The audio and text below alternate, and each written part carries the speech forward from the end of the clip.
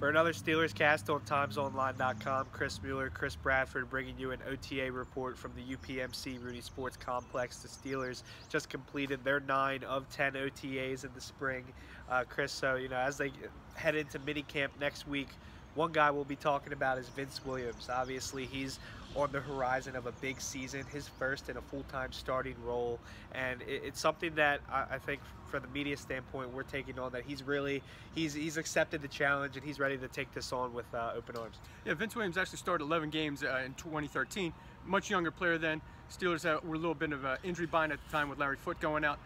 Williams played pretty good, but he kind of came up with the reputation of not being an every down linebacker. Didn't really excel against the pass. Now, a couple years later, he's a much more mature player. The Steelers have kind of thrust him into a starting role with the loss of Lawrence Timmons going to Miami via free agency. And the Steelers kind of knew that was going to happen in the offseason. In August, they extended him his contract for 2 more years. He played spotty last year, had 47 tackles and 4 starts, including 16 tackles against the Chiefs in place of Ryan Shazier. So he's done some good things, also done some good things on special teams.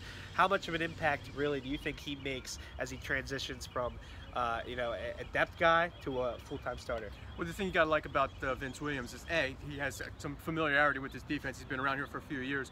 But the thing you like about Vince Williams is his tenacity. He's a very physical player. He might be the most physical player on the team. A little bit of spat going on the other night on social media. Who's the hardest hitter? Was it Mike Mitchell? Was it him? Was it Jordan Dangerfield? Pound for pound, you don't want to get hit by Vince Williams. It's kind of like getting hit by an anvil over the head.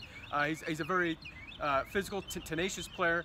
I think he brings kind of a snarl that the Steelers defense is always looking for, and that's something he provides. Chris, when the Steelers, they brought in Dont'a Hightower in free agency, had him in the UPMC Rudy Sports Complex, tried to lure him away from New England.